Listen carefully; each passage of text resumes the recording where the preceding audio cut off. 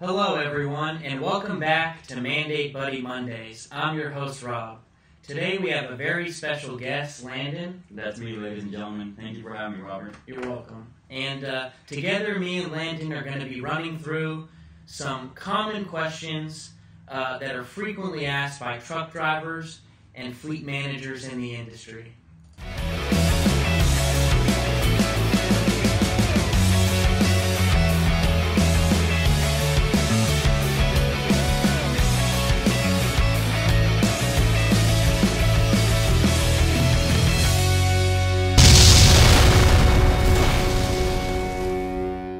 So a little background on Landon and I before we get started. So Landon and I have many years of experience guiding clients through their ELD purchase and helping to ensure that customers adopt, implement, and launch their ELD projects successfully. That's right, Robert. The past 5 years, I've had the pleasure of working closely with truck drivers and safety managers that are looking to implement their ELD device for the FMCSA mandate. That's right.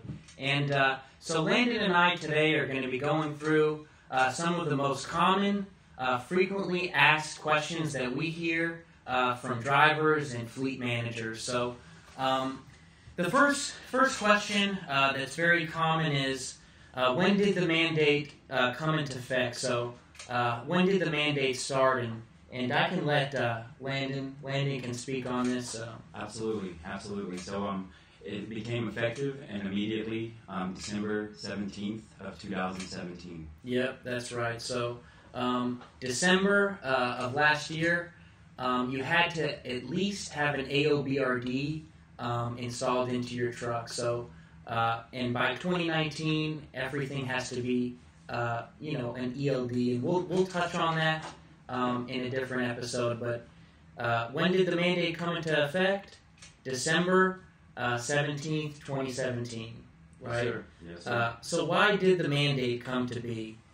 Or what was the reasoning behind the mandate, or what was the goal? A lot of this came because of pretty much basic human errors. Excessive driving.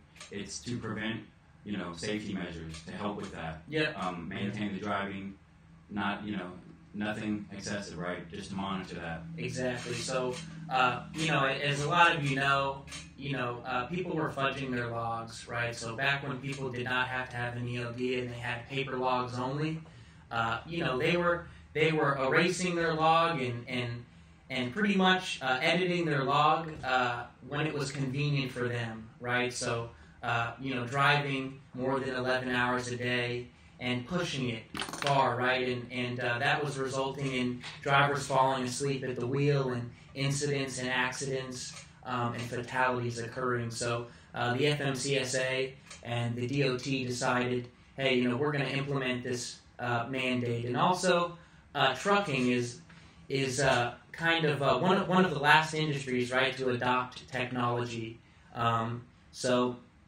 Really, they were playing catch up. And this is really revolutionary, I think, for the trucking industry. So, absolutely. Third question, what is an ELD? So, pretty much an ELD is it has the ability to convert paper logs electronically into electronic logs, pretty much. Yep. Absolutely helps the fleet, organize and keep track of the hours of service of each truck, of each fleet. It helps manage all of that. Yep, and I guess the acronym stands for electronic logging device. And like Landon said, it's recording your hours of service, right? And so that's an ELD. Fourth question, how do ELDs improve safety?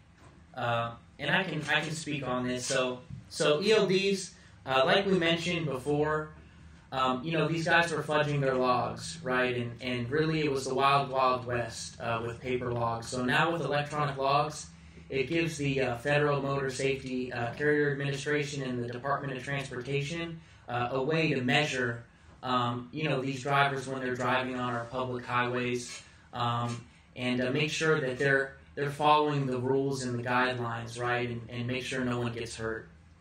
And Landon can maybe touch on another reason why, it improves safety. It improves safety just because of the fact that you can't excessively just continue on running your truck. Exactly. It holds you to a measure of keeping a certain time that you're able to go out on the road. If you want to go ahead and go 3 days of driving, that's going to cause serious safety concerns, for everybody, the DOT, for people, your families. It's important to measure that. It really is. Absolutely. And you benefit majorly from this. Absolutely. It's the FMCSA actually reported 12% fewer accidents in trucks that had an ELD mandate, that had an ELD compared to fleets that didn't have one. So 12%, you do the math there, that's a substantial amount. So, it's good. It's good to monitor that. It really is. Definitely. And who is exempt from ELDs? And in a later segment of this show, we're actually going to do a little role play, and Landon's going to be a truck driver, and we can get into this a little deeper. But who's exempt? The most general rule is if you do not exceed either the 100 or 150 mile air radius, you are exempt from the electronic log mandate. And also, if you did not keep paper logs, right? So if you did not keep paper logs before December 17th, or you've been in business and have not had to keep paper logs for the DOT, most likely you will probably be exempt. Also, pre-1999 or pre-2000 vehicles, right, are exempt as well. And one of the reasons for that is because they do not have, an ECM similar to newer trucks. So will the ELD shut down your truck if you exceed your hours of service? Good question. So it will not. It does not interfere with the truck whatsoever. The driver, if he has a violation or runs out of on-duty drive time or off-duty time, he can continue to drive the truck at his own risk, right? So the truck is not going to cut the ignition, but the violations are going to happen, right? So that's at the driver's discretion if they at that point want to continue driving or pull off to the side of the road, right? Absolutely. So it'll stand there. It'll stand on the data. Oh yeah. The data will stay. Now you can edit the log, but you can't edit physical drive time, right? So you can't drive for 11 hours and 30 minutes and say, hey, I've only driven for 11 hours. What you can do is, say for instance, you didn't log off the unit and you were on duty, for 5 hours, and during that time you were really off duty, not driving. You could go back and edit the log. The admin or dispatcher and the driver could do that. So, how can ELDs help me as a driver? So obviously, being a driver, you want to focus on driving, right? So the ELD is going to allow a driver to do that. They won't have to worry about their paper log, or when they're crossing state lines, they won't have to pay attention to when they cross state lines, right, to record their state miles. The device is going to know exactly when they cross a state line. Also, it's going to keep track of your speeding, your idling, your harsh braking, quick acceleration, quick deceleration. And these things are beneficial for both owner-operators and large fleets. Okay, so, say I'm out looking for an ELD today if I don't have one, right? What am I looking for in an ELD provider? In an ELD provider, firstly, I would look for someone who's been here, who didn't, start their company, a year and a half ago, right? I would look for somebody who has experience and longevity, right? Who's going to be here for the long run. So I would definitely, I'm not saying don't consider any of the smaller vendors, but I would definitely look at people's track record and see how long they've been doing this, right? Electronic logs, it's pretty technical, right? It's technical, and we've certain vendors who have been in the industry longer have had a more time to work out the bugs, right? So, as you know, when you get a new phone or you get a new computer or a new application, usually, right, there's some bugs, and then they get resolved or worked out over time. So Omnitrax and vendors like PeopleNet, they've been doing it for a long time, right? And they've had the opportunity and time on their side to make sure that their solution works, right? So I would definitely look into who's been in the game the longest. Also, definitely talk with your peers, look at reviews, talk with other people, your colleagues in the industry, and see what they think.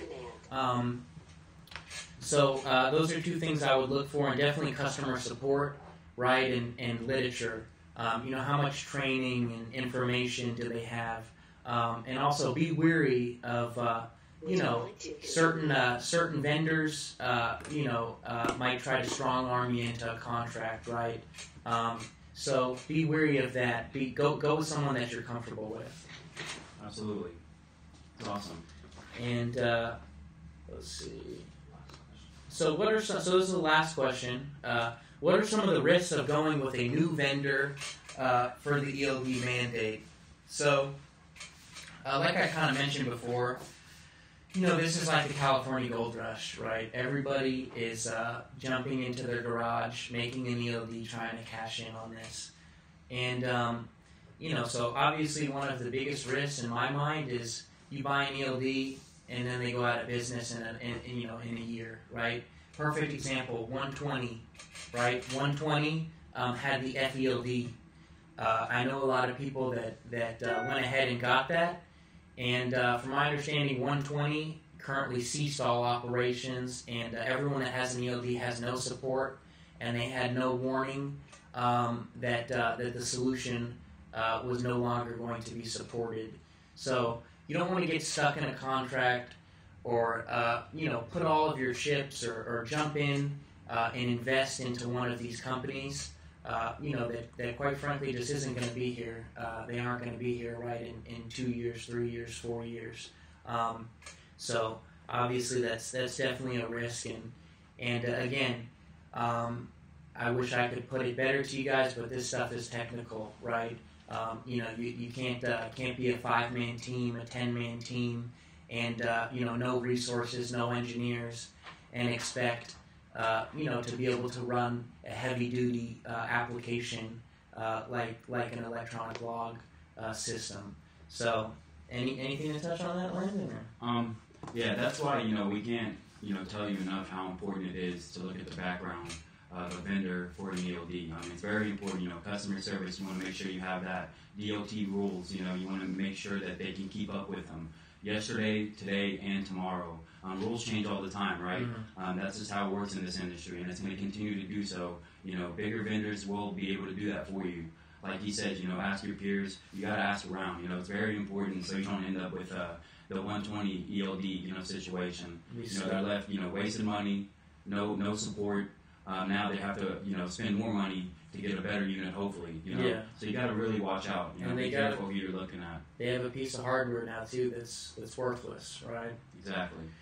So now that we got the basics out of the way, we're gonna have Landon. We're gonna do a little role play, and Landon is gonna act as a truck driver, and I'm gonna act as an ELD salesman, and we'll go through.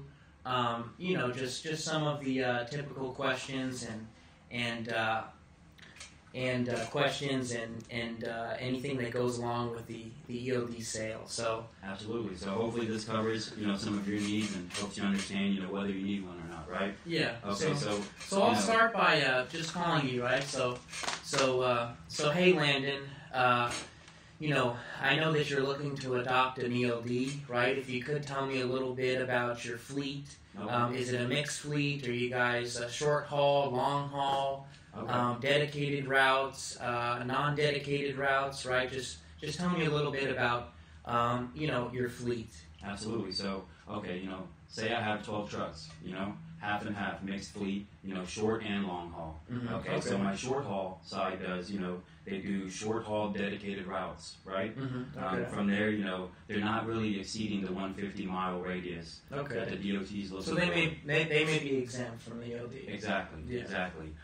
Same loads as far as the freight.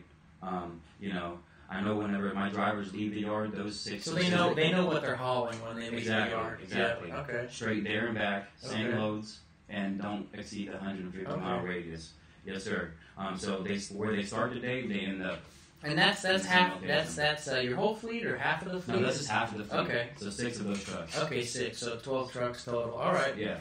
And so just right off the bat, what I would say is if your trucks aren't exceeding the 150-mile air radius, most likely they will be exempt. Certain states or certain circumstances may. You may not be exempt, right? Even though you're short haul or within the 150-mile air radius, but this is definitely something that I would confirm with your DOT officer, right?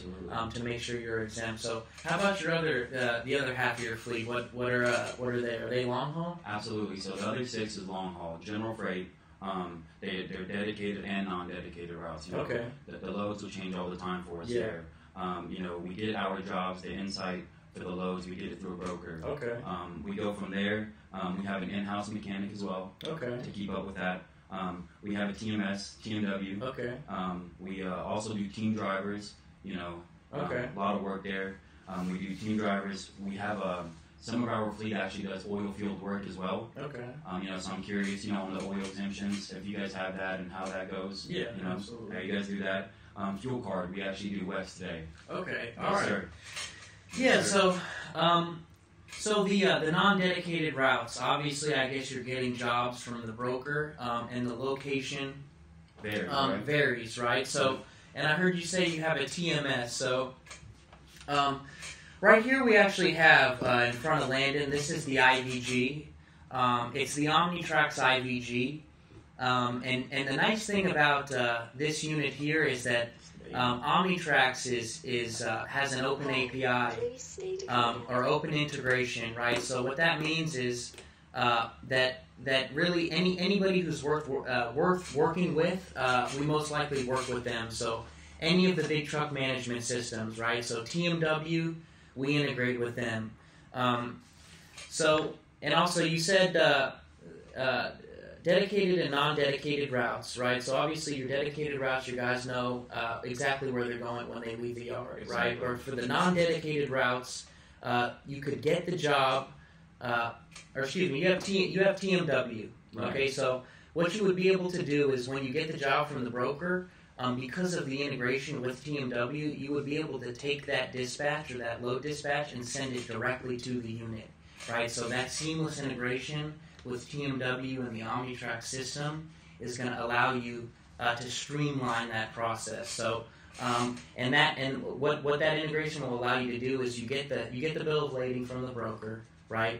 And you use the TMW integration to send the dispatch directly to the unit, and at that point the unit could actually pop into a navigation and start directing the driver where they need to go, right? Yes, sir. And also we have macros. So what macros are like proof of delivery forms or bill of lading forms, right? And so when the driver gets to their destination and they drop off their load, they could fill out a proof of delivery form right on the device and send it back to our system, and that would be right there in your TMW portal for you to access and export and give that proof of delivery form to your broker to get paid for the job. Is there a limit on the macros? No, macros are unlimited, so you could do as many as you wanted, right? Also, I heard you say you have an in-house mechanic, right? Yes, sir. Yes, sir. So, I guess your in-house mechanic, when you have notifications, how would that work? Yeah. So when there's a vehicle inspection report with a defect, so your truck's out on the road and they do their pre-trip, and oil's leaking, right? At that point, they could do the vehicle inspection report on the unit, mark that there was a defect, and you could make your mechanic a user account, right, a username. So he could log into my system and see all vehicle inspection reports with defects. So when the truck gets back to the yard, the mechanic can go into my system, look at the defect, correct the defect on the truck, and then close out that VIR, and then at that point the truck could start driving again, right? So it's a good way for your mechanic, right, to be aware of the issues on the trucks. Absolutely. That's good. Also, your fuel card. We could WEX. I guess who do you use for your fuel card? We actually use WEX. Okay, Yes, all sir. right. WEX fuel cards. And so really, what we could do is like I said, our system has an open API. So I don't know who does your IFTA state miles reporting, right? But our unit is going to keep track of exactly how many miles were driven and in which state those miles were driven in. Okay. So what you could do is, and I'm not sure if TMW does this service. It's something definitely you should ask the TMW vendor is, hey, do you guys, do IFTA tax? Is that part of my service fee for TMW, right?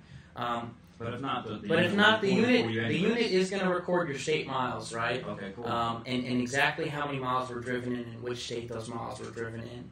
And now you could take your fuel card purchase data, export the state miles data, and complete your IFTA filing, right? You could either do it yourself. Yeah, he doesn't have to collect trip sheets or trip reports, and your drivers don't have to pay attention to when they're crossing state lines. That's good to know. Oil field work. We have the oil field exemption, so whenever your guys are on the well site, it's not going to be deducting from their duty time. So we have the oil field exemption and many other exemptions. I think our solution is a good fit for Landon's needs, from according to what I heard. Absolutely. Absolutely. That was kind of our. So it's not going to be perfect, but it's definitely some getting used to, right? Yeah, absolutely. There's a learning curve, right, as with anything. But absolutely. But the beautiful thing about the bigger vendors is they do have the support, they have the literature, they have the training material, to help guide you, through adopting the electronic log. So that kind of completes our little, our little mock-up of a truck driver and ELD sales guy. And what we're going to do, actually, to wrap up the show is we're going to jump into some fun and exciting news. So, let's see.